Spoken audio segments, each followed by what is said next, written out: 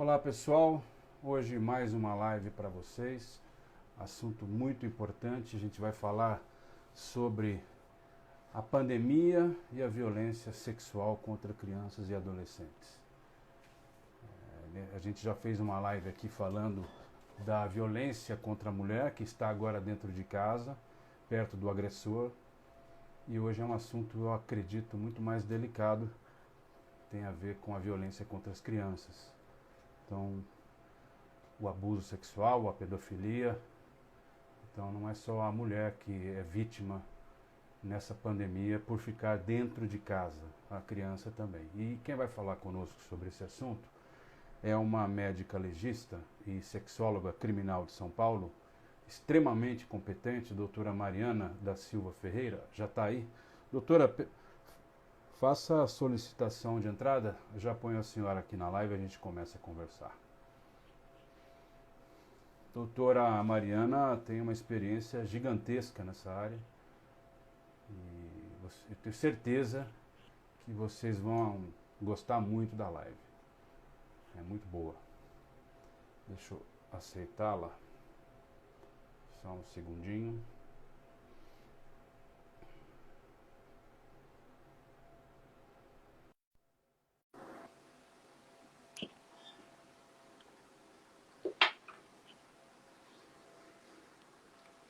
Calor. Pelo menos aqui no meu escritório. Oi, doutora. Tudo bem? Oiê, tudo bem? Boa Me ouve bem? tarde. Estou te Então, ouvindo ótimo. bem. Deixa eu só. Você está me ouvindo bem? Perfeito. Vou só arrumar aqui para não ficar com a cabeça cortada. E tá ótimo. Muito bem. Perfeito. Doutora, eu estava apresentando a senhora aqui para o pessoal que já entrou, mas eu vou reapresentá-la, né? Mariana da Silva Ferreira, médica legista, sexóloga criminal em São Paulo e tem uma experiência vasta nesse assunto que vamos discutir hoje, né? Antes de começar, indo direto ao assunto, uma vez a senhora me contou por que foi por esse caminho. E eu fiquei muito surpreendido, né? Eu achei uma história realmente... Conta pra gente por que ao começar a trabalhar com médica legista, a senhora resolveu fazer algo em prol da defesa das crianças que sofrem violência e abuso sexual. Olá, primeiro, né? Boa tarde a todos e a todas presentes. Já vi que tem alunos da Cadepol aqui também. Quero mandar um beijo para vocês. Né? Sou professora da Cadepol É também. verdade, esqueci de falar isso. Então, é um dos grandes orgulhos que eu tenho, né, de Sim, fazer parte com daquele, certeza. né, hall de profissionais da academia. Então, eu atuo como médica legista há 10 anos aqui na cidade de São Paulo e nesses 10 anos a maior parte deles é com violência sexual, né? Atendendo diretamente as vítimas de violência sexual. E na verdade, quando eu comecei a trabalhar na área, eu não tinha a noção real da gravidade, né, do problema que é a violência sexual, principalmente envolvendo crianças, que infelizmente a gente tem uma grande demanda relacionada a crianças, né? É comum em todas as estatísticas, os atendimentos relacionados na área. E já, né, há alguns anos como legista, trabalhando, atendendo, enfim, eu cheguei a ter um atendimento considerado grave, né, lesões muito graves, numa criança muito pequena. E nesse dia o impacto foi bem grande, porque diferente do que as pessoas imaginam, o fato de sermos, né, do IML, ou peritos, enfim, isso não nos deixa menos humanos, né? Não nos deixa mais frios, ou, né, porque as pessoas têm uma percepção, Tem. mas trabalha no É. IML, trabalha no Eu IML, já estou não se acostumado, né? choca com mais Já estou nada, acostumado. está acostumado a ver tragédia, violência, Exato. enfim, mas na verdade somos pessoas como todo mundo, isso não nos reduz em qualidade, em técnica, ao contrário, eu acho que cada vez mais a gente percebe que o profissional que tem né, mais empatia, mais humanidade, acaba até fazendo um trabalho ainda né, bem mais competente, bem melhor, que se empenha mais em relação a isso. E nesse dia foi um divisor de águas mesmo, Um porque a caso, violência, um caso quando fez a senhora tremer na base e falar, não, vou por aqui. eu não tinha pego um caso tão grave quanto aquele, foi o caso mais grave até aquele momento. Depois eu peguei casos também tão graves mas foi o caso mais, o primeiro o grave, Entendi. né? O primeiro caso mais grave que eu tive que atender. E realmente ali naquele momento foi um impacto grande e reavaliei, né, né, porque quando você fica muito perto desse nível de violência, porque é uma perversidade muito grande, né, em relação à criança. E aí isso te faz refletir e depois desse atendimento eu percebi que no meu caso, né, claro, não é o caso de todos os profissionais, mas no meu caso eu precisaria de algo a mais além do atendimento. Uhum. Aí foi quando nasceu a ideia de conscientizar, né, levar a informação para as pessoas de uma forma gratuita, né? Esse trabalho que eu faço pelo Prodigues é um trabalho voluntário, não é uma instituição, não é uma ONG, né, como muitas pessoas possam pensar. Na verdade, é só um trabalho voluntário que eu faço, né, que ajuda as pessoas, ajuda a sociedade, mas me ajuda também. Uhum. Né? Tem essa parte terapêutica, essa parte da válvula de escape, de eu poder compartilhar com as pessoas nessas minhas preocupações e realmente conscientizar, passar informações simples que fazem toda a diferença na identificação do abuso, na identificação do abusador, né? E o que fazer numa situação dessa que também poucas pessoas sabem, né? Que caminho seguir, aonde denunciar, como denunciar, em que situação denunciar. Então foi assim que nasceu, né? Esse meu trabalho Doutora, social que já tem 6 sim, então, anos. Prodigues é abreviação do quê? De pró-dignidade sexual. Porque como eu trabalho com violência sexual, são os crimes contra a dignidade Tá. sexual, né? No caso, estupro de Uhum. vulnerável.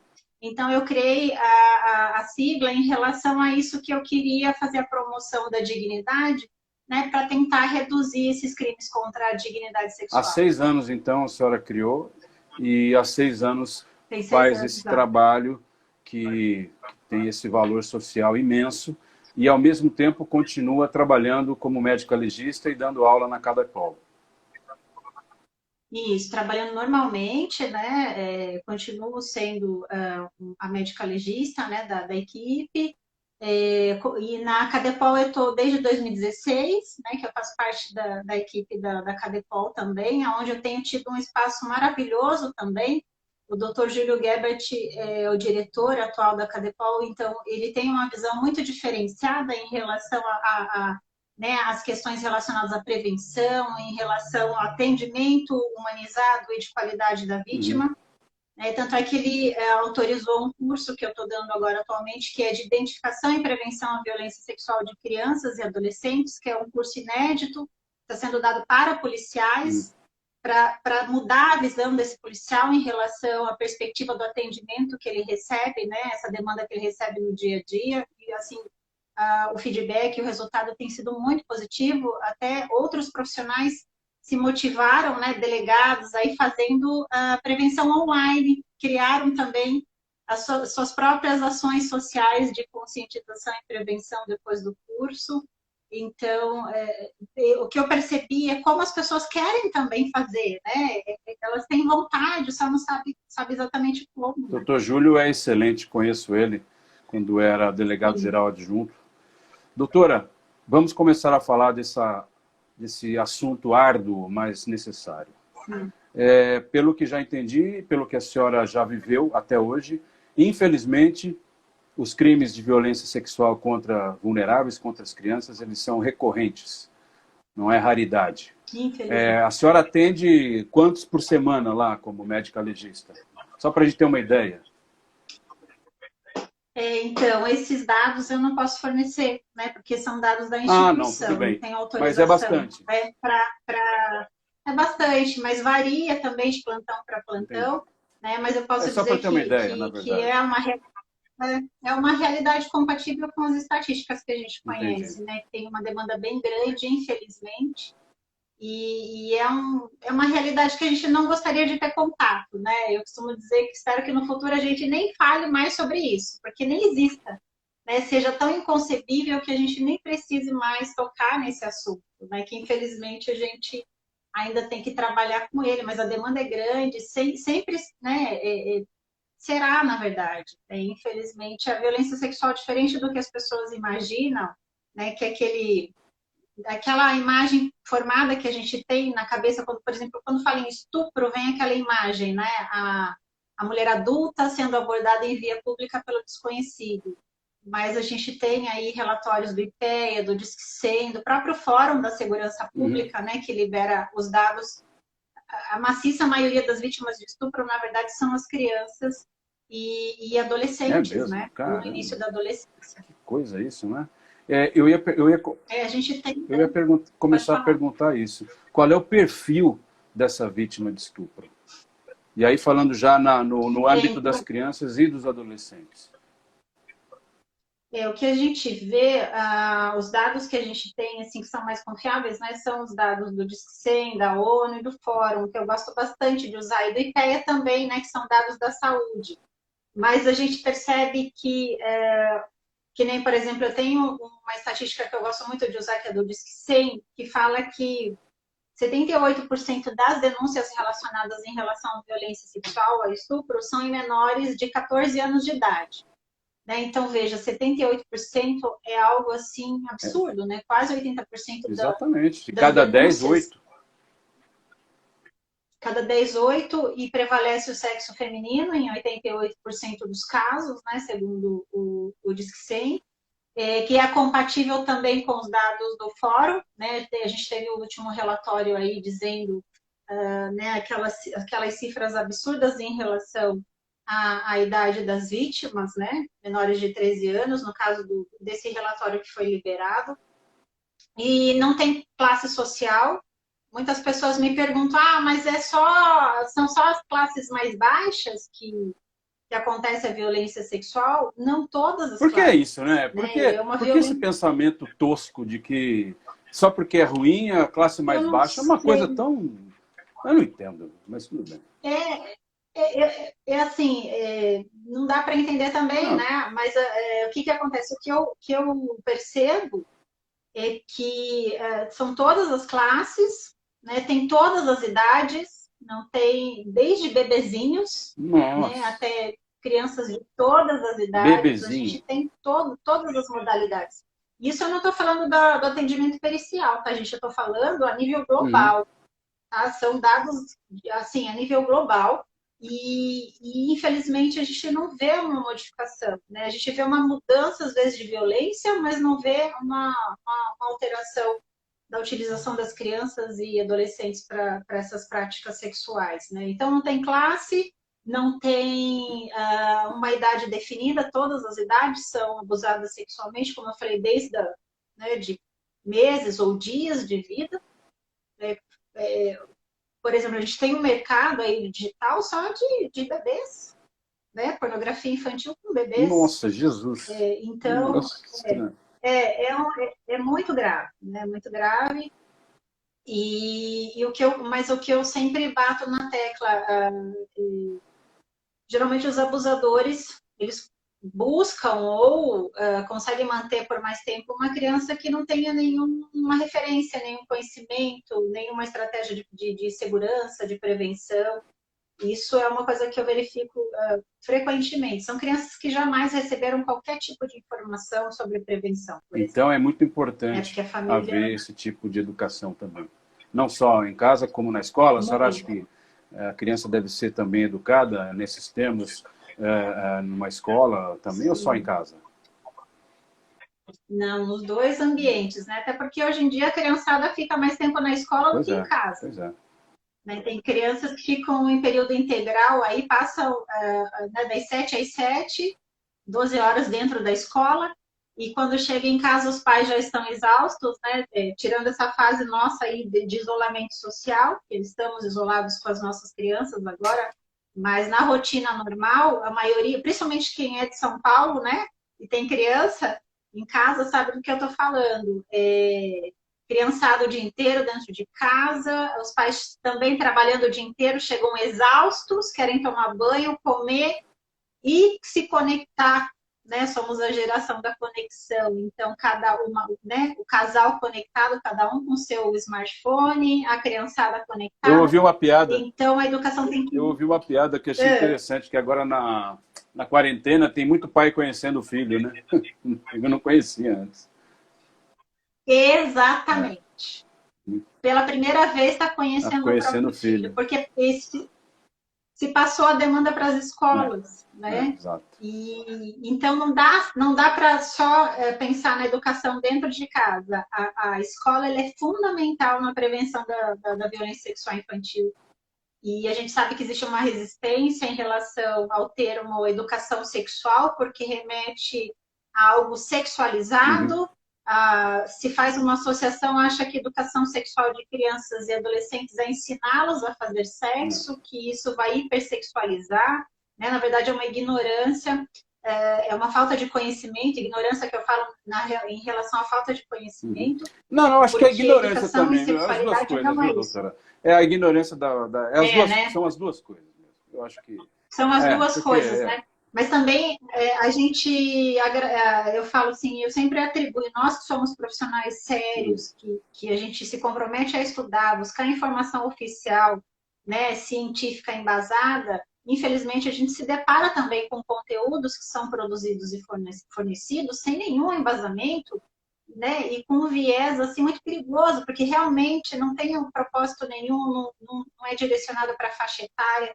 Então, é um caminho aí que a gente está, é uma sementinha que a gente está plantando da responsabilidade agora para que as outras gerações consigam se beneficiar. A gente sabe que é um caminho longo, né? Não é de um dia, né, um dia para a noite que a gente vai mudar essa percepção, mas é fundamental. Doutora, Ensinar a sua criança a se proteger. é verdade que a maioria dos abusadores estão próximos da vítima?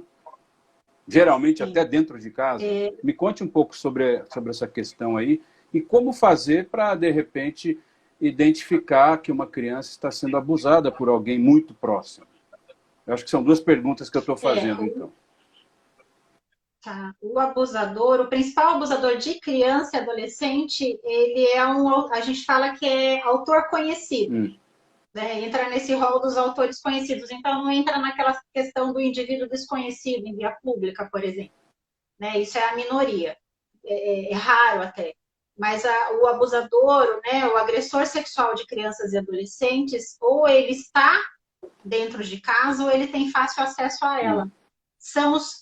Os principais são os parentes, os familiares, né, mais próximos. Então, pai, padrasto, tio, avô, irmão, e aí vai a linhagem de parentela, e os próximos tios, primos, enfim, e o mais famoso, né, que eu falo que é o mais famoso em relação às ocorrências, que é o amigão da mamãe e o amigão do papai.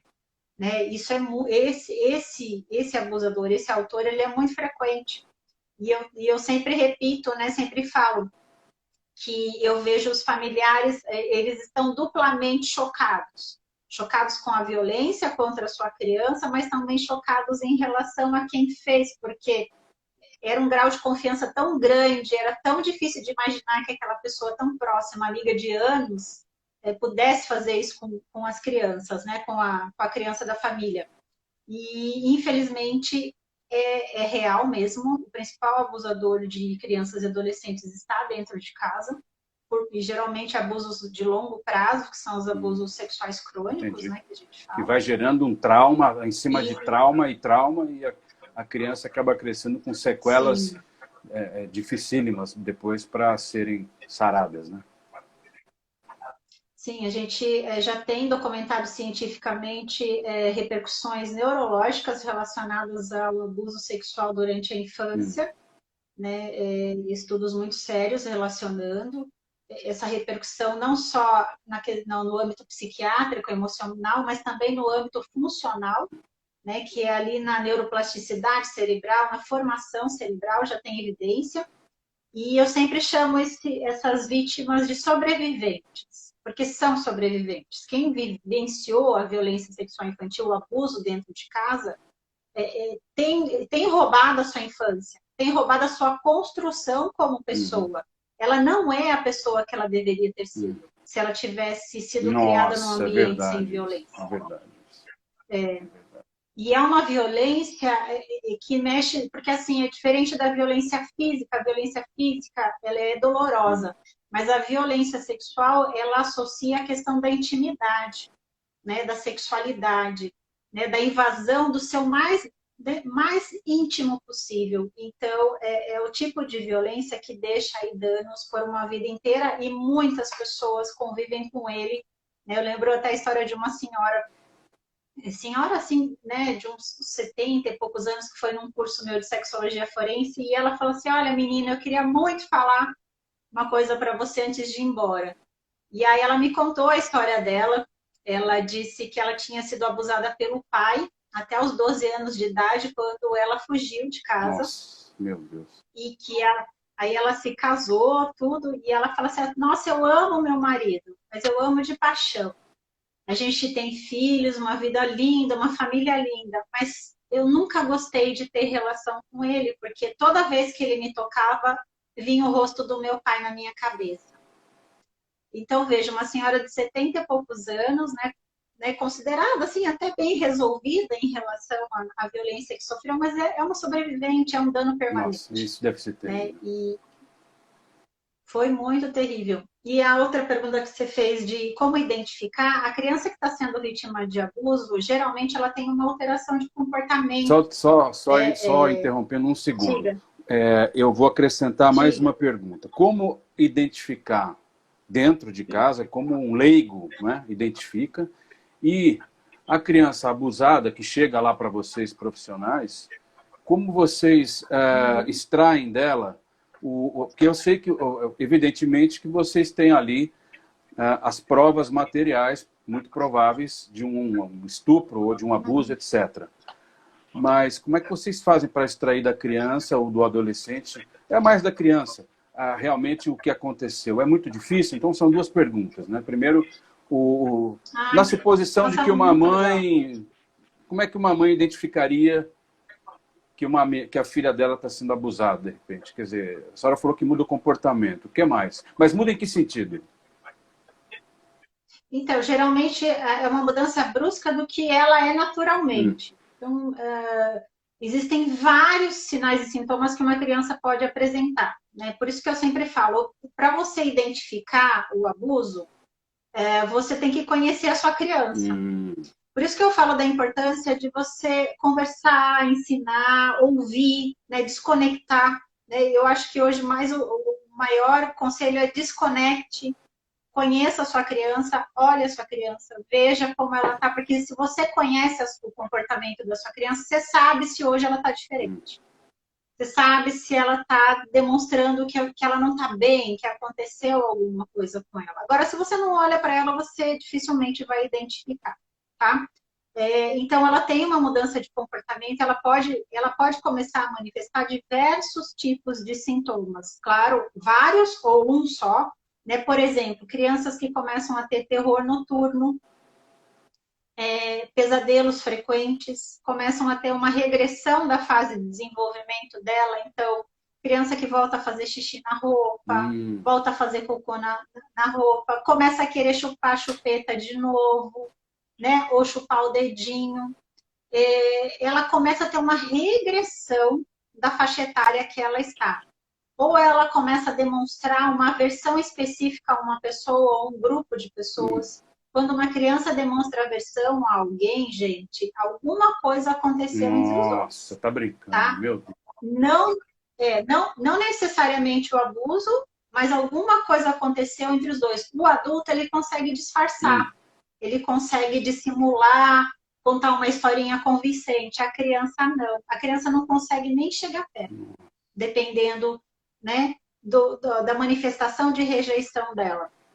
Essa criança, ela pode começar a ter transtornos alimentares. Muitas vítimas de abuso sexual durante a infância desenvolveram compulsão alimentar. Tem até aquele programa, acho que é da Discovery, Quilos Mortais, você já assistiu? Não, mas já ouvi falar, mas não assisti não. Então, que é um reality que as pessoas têm mais de 300 quilos, mais de 200 e poucos quilos, e elas fazem uma cirurgia, um acompanhamento para ver redução de Ah, peso. já E é vi, já muito vi. comum, Já vi, sim. E aí já eles formam viu? uma fila, tal, para ver, e sobe na balança e desce, não é isso? Já Esse vi uma mesmo. vez. E aí é muito comum na psicoterapia ser identificado o abuso infantil nas mulheres, principalmente. Hum, E eu lembro que uma delas falou assim, porque inconscientemente, o que, que a criança entende?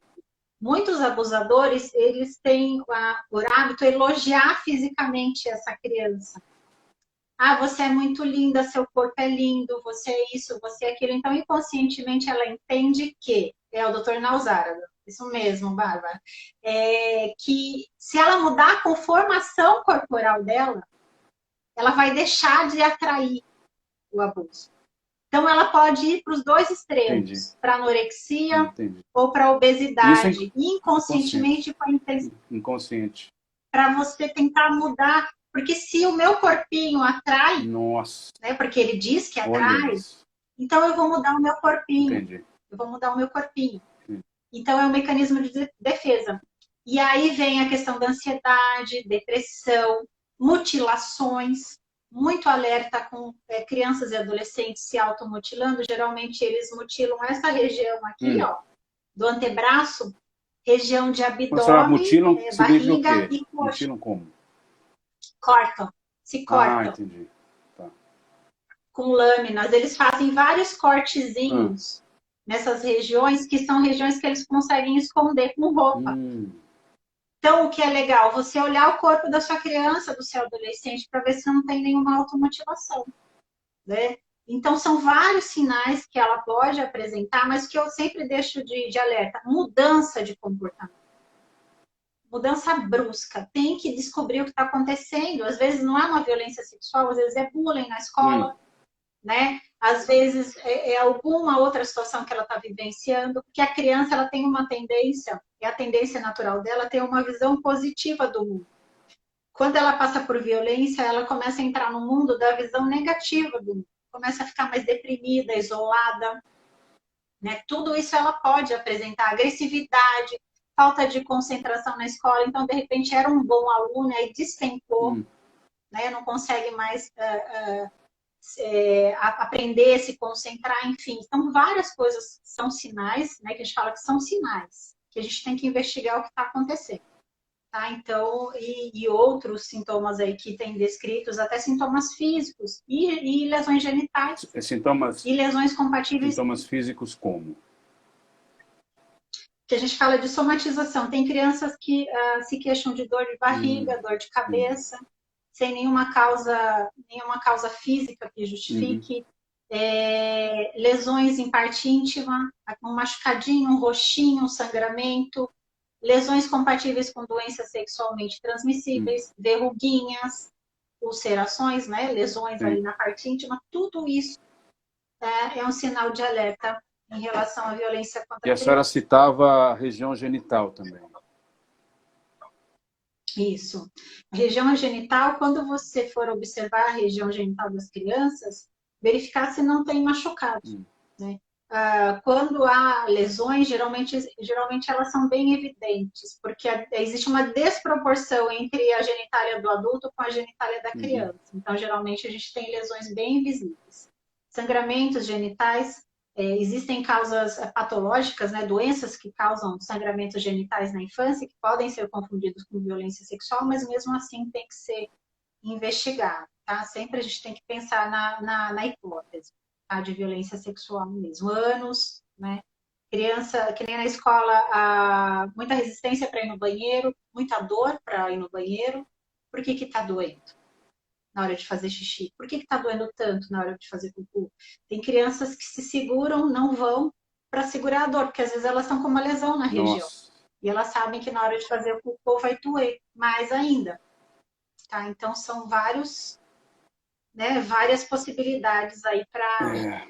para ficar atento. Deixa eu só ver se o pessoal tem alguma pergunta que eu deixei, passou batido aqui, porque tá bem legal essa live aqui, viu, pessoal? Podem fazer perguntas que a gente para para perguntar para a doutora Mariana, tá? É, o que a gente está vendo aqui são alguns comentários, tá? Uhum. Mas teve uma pergunta assim que eu vou fazer. Acredito que não devemos esquecer que as demais violências são tão danosas quanto em relação às crianças. Verdade.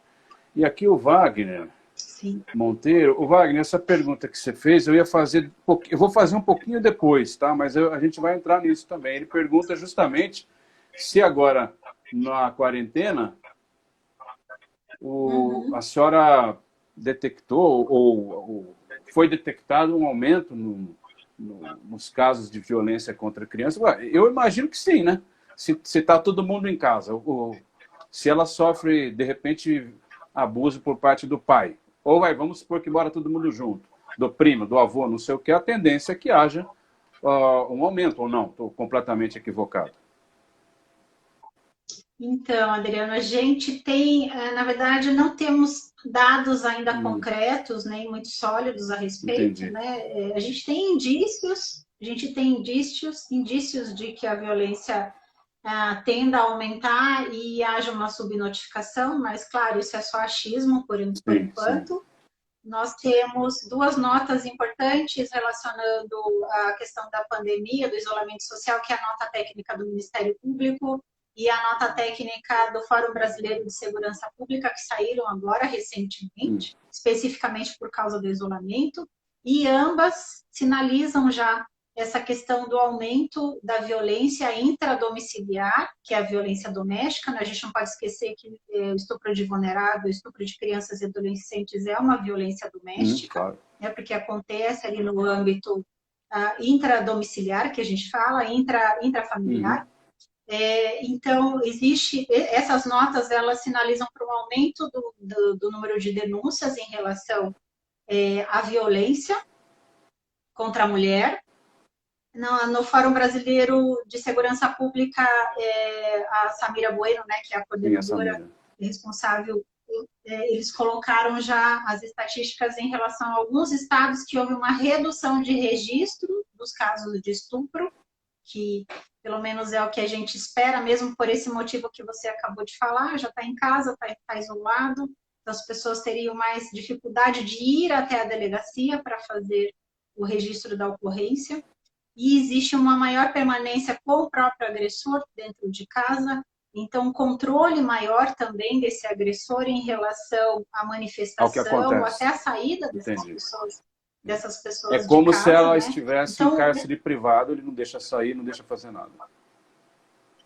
exatamente. E hoje, né, tem a possibilidade da denúncia eletrônica em relação à violência doméstica, mas só ressaltando que estupro e estupro de vulnerável tem que ser presencial. Tá?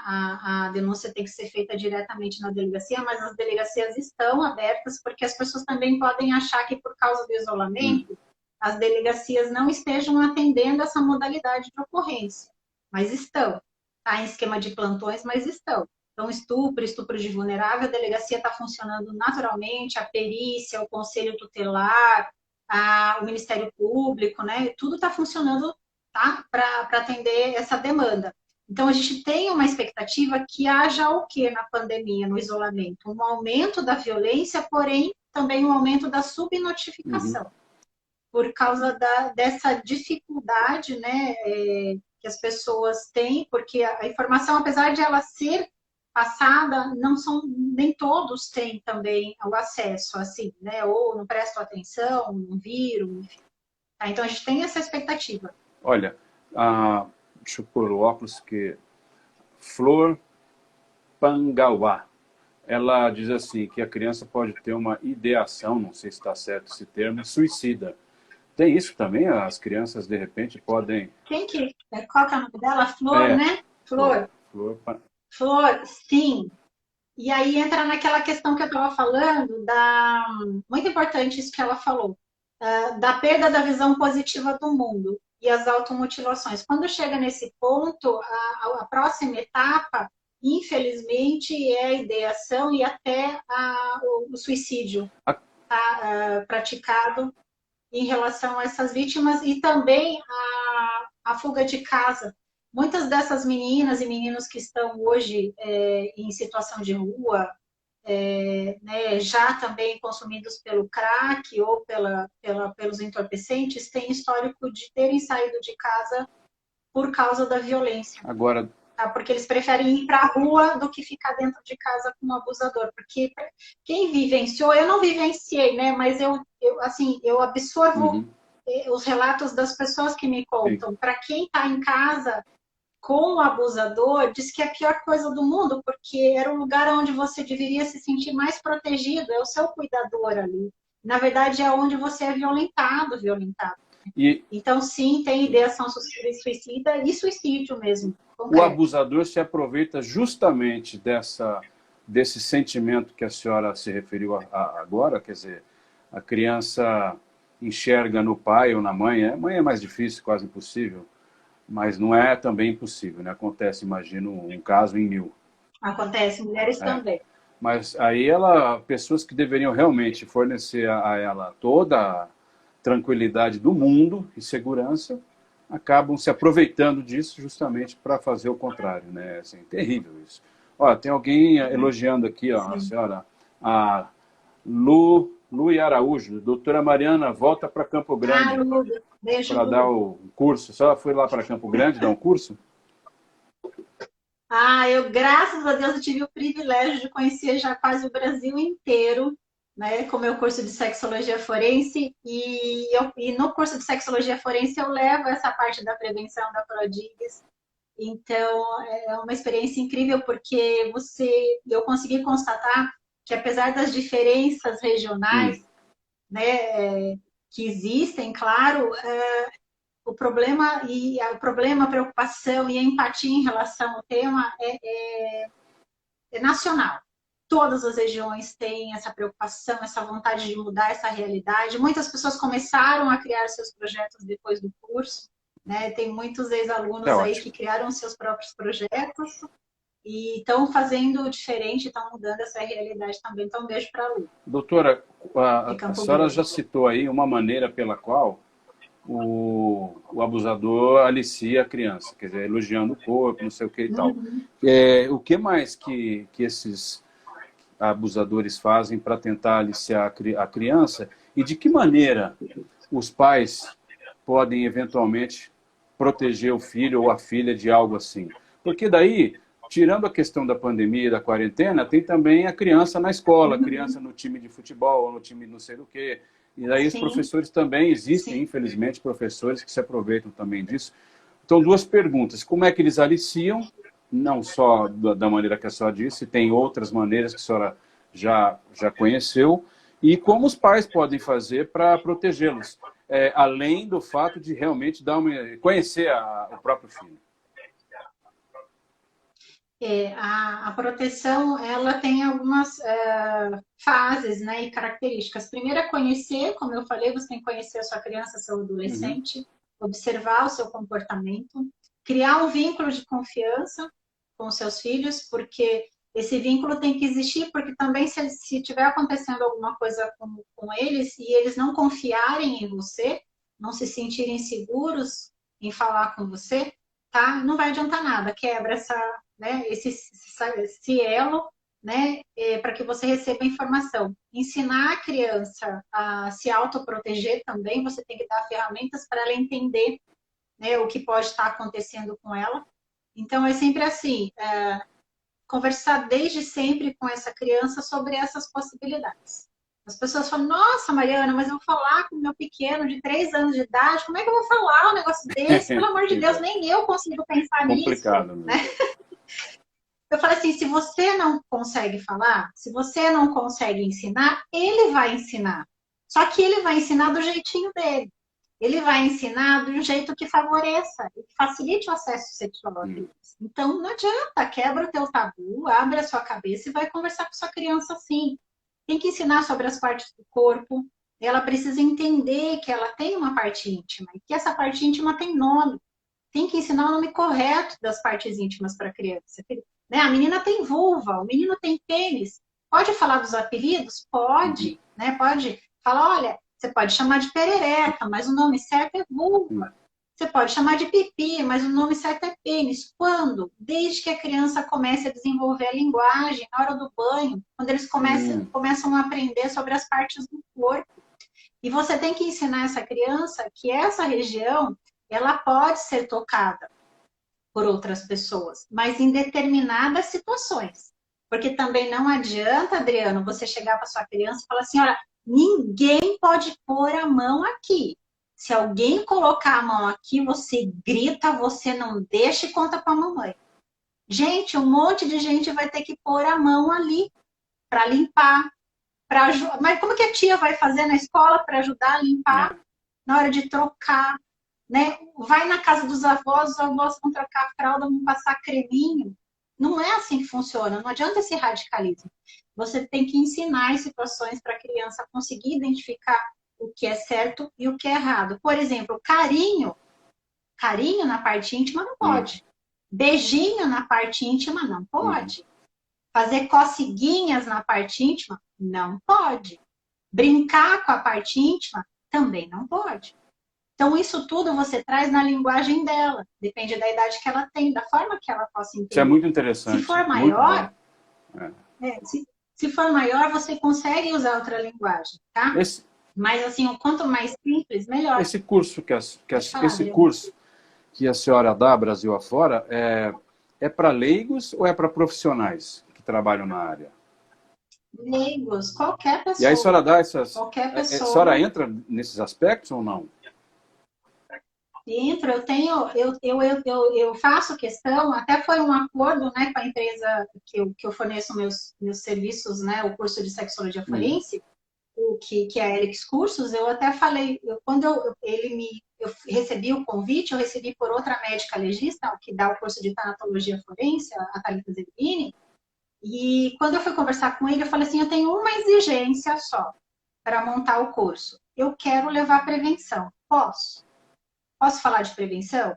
Posso usar, porque assim, se for falar de sexologia forense, a prevenção talvez ficasse um pouco, né, fora do contexto. Eu falei assim, mas eu só monto o curso se eu puder levar a prevenção. Ele topou, e na verdade depois ele até me falou, ele falou assim, nossa, isso é o que é a cereja do bolo do curso, e as pessoas têm elogiado, têm gostado bastante, e tem ajudado muitas pessoas, né? Eu tive alunas que identificaram um abuso na minha aula. Tá brincando. Eu falo, meu Deus. Tá brincando. Isso aconteceu. Gente, não tô, juro para você, porque no final do curso eu reservo um tempo para conversar com eles. Né, uma meia hora, tal. Eu até peço para os voos serem marcados mais tarde possível para eu conseguir ter esse contato, né? Então, eles vêm me contar, olha, não uma, várias alunas. Teve um aluno até que, nossa, foi muito, assim, marcante para mim, porque ele estava fazendo residência em psiquiatria, né? E ele veio conversar comigo e foi uma coisa incrível. Ele falou assim, nossa, até esse momento eu não consegui identificar o número. E até esse momento eu não conseguia também entender a questão da culpa, porque as vítimas se sentem culpadas pelo abuso. Né? Então, tudo isso a gente aborda, sim. Eu faço questão de levar isso em todos os lugares, né? Na verdade, essa questão da culpa é engraçada, né?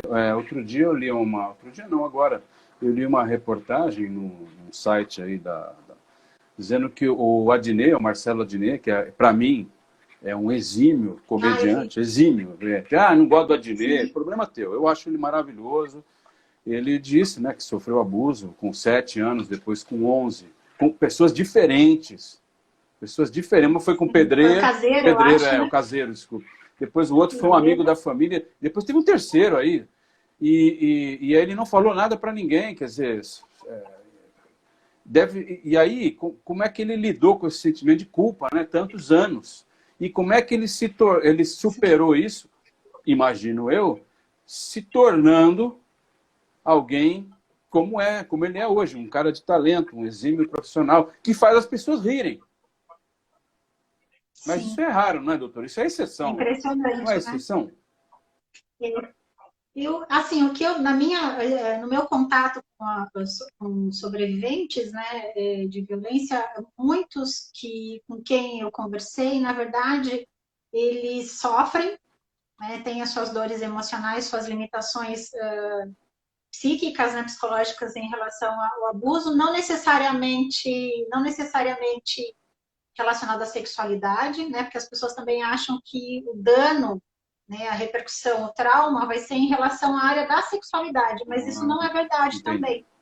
Ele pode ter limitações, o que eu vejo muito, né, e que a psiquiatria tem estudado bastante, é a questão da confiança. A confiança no outro, principalmente em relação ao abuso intrafamiliar. Porque como é que ele vai confiar em alguém que está lá fora se quem estava dentro da casa praticava violência, né? Então, e muitas pessoas também que criaram projetos, ações, enfim, para ajudar outras vítimas. Isso eu tenho visto bastante. Mas a culpa ela prevalece por causa da questão o que eu fiz para que ele fizesse isso comigo, sabe? É uma coisa muito Isso é dura. muito... O que eu Pode fiz? continuar, continue, doutora, por favor. O que eu fiz para que ele fizesse isso comigo e por que eu não consegui reagir? Por que eu não consegui afastar? Por que eu não consegui denunciar? Por que eu não percebi que aquilo era estupro, que aquilo era violência sexual? Por que eu não percebi? As pessoas se culpam. E algumas, né, falam assim, meu Deus, por que eu demorei tanto para entender que aquilo era abuso sexual? Então, eu vejo muitas modalidades de culpa. A Letícia está perguntando o seguinte, doutora Mariana, o que podemos fazer para ajudar uma vítima de violência quando ela sente justamente essa culpa por ter sido abusada? Eu tenho, acho que, outra pergunta aqui também, já vou engatar. A BA. Marx. Minha mãe foi chamada na coordenação quando eu era criança porque eu corrigi a professora na distinção entre vagina e vulva. A senhora citou aquilo e ela deu como exemplo que chamaram a mãe dela, porque a menina... veja só, né? A escola não absorveu a menina falando isso, não. A criança falando isso, não é vagina, é vulva, não é vulva, é vagina e tal. E aí, então, vamos à pergunta da Letícia. Como é que a gente ajuda uma vítima de violência justamente quando ela tem esse peso de culpa sobre as costas e não tem culpa nenhuma, né? Na verdade, ela não foi a responsável pelo ato. Exatamente. Quem tem a consciência do sexo é o adulto, é o abusador, não é a criança. A criança não tem o conceito do sexo. Ela vai desenvolver isso na adolescência, na vida adulta. Tá? Então, quando uma pessoa ela sofre as repercussões pela culpa, tem que buscar ajuda profissional. Você pode desabafar com um amigo, com um mentor religioso, com quem você for, não adianta. Quem vai te dar ferramentas para dar um novo significado a essa violência, né? Transformar essa culpa em entendimento é um profissional especializado. Eu sempre indico a psicologia, eu acho que a psicologia tem uma mão muito boa, né? Um preparo muito bom para esse tipo de tema. E se for uma culpa que já seja um transtorno e precise de tratamento medicamentoso, porque tem pessoas que sofrem com sintomas físicos, que precisam de medicamento, tem ansiedade, transtorno do pânico, depressão, então precisa de um tratamento medicamentoso, aí sim a psiquiatria. Mas tem que ser um profissional. Né? Só uma profissional ou um profissional vai poder realmente fornecer ferramentas, porque isso, gente, isso é trauma, isso está aqui, ó. Foi na construção dessa mente. Nossa, né? É mesmo. Não é brincadeira, isso é muito sério, isso persegue a vida de uma pessoa para sempre. Muitas tentam disfarçar, né, descontar o foco, colocar o foco em outras coisas, mas está lá dentro, né? Eu falo que é a caixinha de Pandora que fica lá dentro. Vai ter que abrir. Vai ter que abrir, é que nem um abscesso, né? Que é aquela lesão bem inflamada, sabe? Que não adianta dar antibiótico se você não abrir. Você tem que abrir, vai doer pra caramba, tem que tirar toda a sujeira que tá lá dentro. Depois que tira toda aquela sujeira, toda aquela podridão, é que aí sim a medicação começa a fazer efeito. Aí sim vai sarar. Você vai ter uma cicatriz. A cicatriz não vai embora. Você vai olhar para ela, você vai lembrar, mas não vai doer. Tá? Não vai doer tanto. Então, o processo de psicoterapia, né, em relação à área da psicologia, na minha opinião, é o que realmente ajuda. Sensacional essa comparação que a senhora fez com o abscesso. Deu para entender certinho. Eu esbarrei aqui. Quer dizer, tem que abrir mesmo, tirar a sujeira, senão não vai sarar jamais. Agora, essa abertura, Não, eu imagino que seja muito dolorosa, né?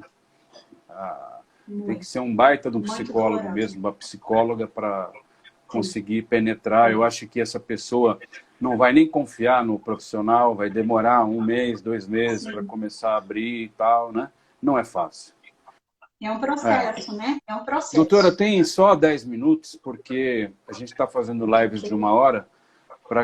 O Instagram excelente. deu 1 hora, ele derruba, né, a live. Então a gente Derruba. padronizou 1 hora, eu acho que é um tempo bom para o papo. Eu queria perguntar uma coisa, agora falando da sua profissão, né, como médica mesmo. Eu vi uma foto sua Uhum, outro dia no seu Instagram, toda paramentada, não é?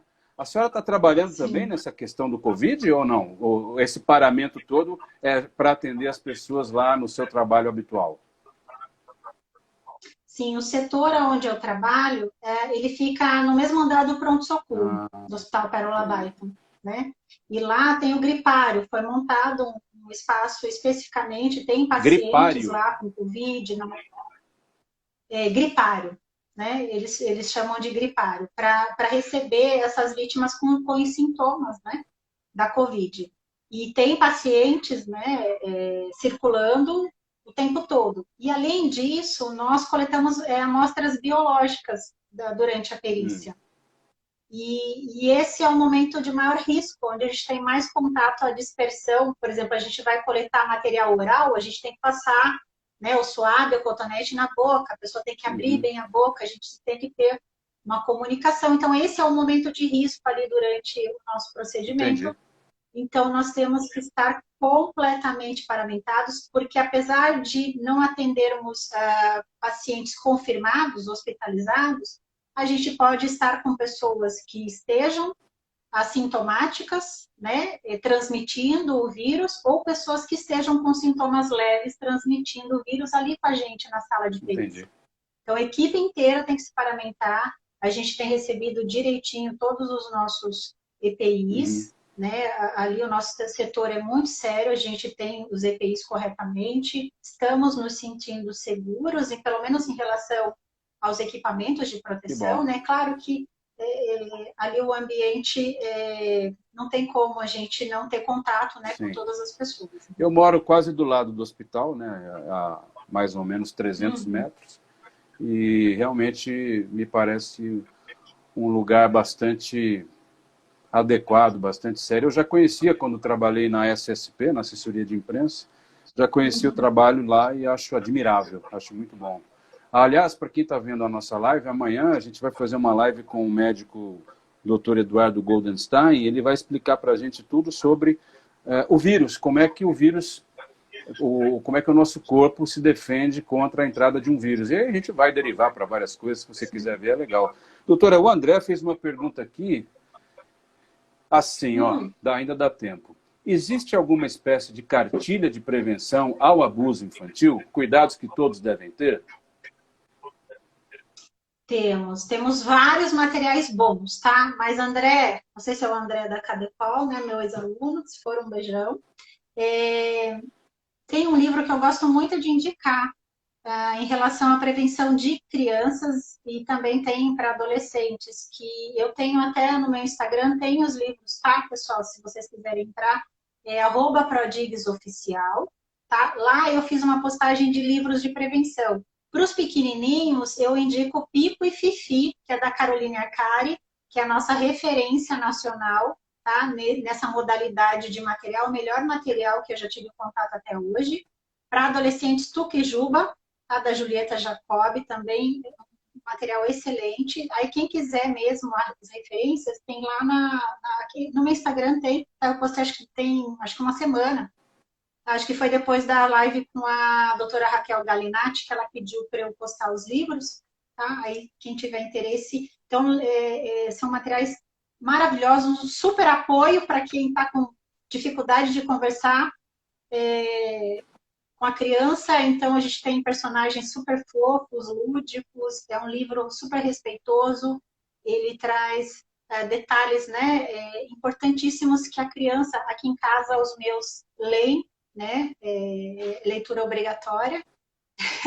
para as minhas crianças e para as crianças dos meus Interessante conhecidos. isso. Tá? Então, esse Muito é o legal. livro Eu vou dar uma dela. olhada também aí. Eu não tenho mais criança, minha filha tem 20 anos, mas é engraçado. Eu, quando a minha filha era pequena, Linda a sua filha. quando ela era, obrigado. Quando ela era pequena, Mas é mesmo. o meu cachorro está querendo entrar no meu escritório, olha só. Vai para lá, Hulk. Vai para lá. Mas isso é live de verdade. Live de verdade é isso. Cachorro, criança. Outro dia eu vi um cara lá, acho que na CBS americana, ele estava fazendo o tempo, né, de casa. Aí o cachorro entrou foi maravilhoso, deram risada e tal. Aí o meu tá querendo aqui a bolinha dele, tá desesperado para pegar a bolinha. E eu não deixava a minha filha, eu não deixava ela com ninguém. A minha ex-mulher, a gente separou e tal, mas a gente tinha isso, a gente só deixa com quem a gente confia. Então era minha irmã ou os pais dela. Sim. Fora isso, não deixava, Sim. porque eu não sei. É muito difícil, sabe, doutor? É muito difícil. É complicado. Deixa eu ver se tem mais alguma coisa aqui. A Patrícia está dizendo o seguinte. Não, o Wagner. Doutora, você é excelente, um privilégio ouvi-la. Estou no aguardo de sua volta a Brasília. Patrícia Penz... Obrigada, Wagner. A Patrícia tem que marcar... Vai demorar um pouquinho, vai demorar um pouquinho. Agora, né? Tem que marcar outra live. Essa passou muito rápido. Não, está convidada já. Se a senhora topar, a gente marca outra. Vai ser muito legal, muito ótimo. Estou à disposição. Então tá bom. A gente está com 56 minutos. Daqui a pouco vai cair. Eu queria agradecer a sua gentileza de estar aqui comigo. É muito legal. A gente está fazendo lives quase todo dia com assuntos que interessam realmente as pessoas. Aqui não é sertanejo fazendo música, nem rock, nem... A gente estava disseminando... Não que eu não goste, eu acho legal do rock, sertanejo não. Mas a gente, como jornalista, tem que disseminar a informação. E daí a gente realmente conta com vocês, que são os melhores especialistas, para nos brindar com essas informações. E esse assunto, violência contra criança e adolescente, eu imagino que a gente tenha abordado 0,1% de tudo que a gente poderia abordar. Então, de repente, se a senhora puder, a gente combinar uma outra live com um assunto mais específico, seria muito bom. Com certeza, estou à disposição, quero agradecer o convite. Eu sou fã de você, né, desde o dia que eu te conheci lá no programa, que me recebeu assim com muito carinho.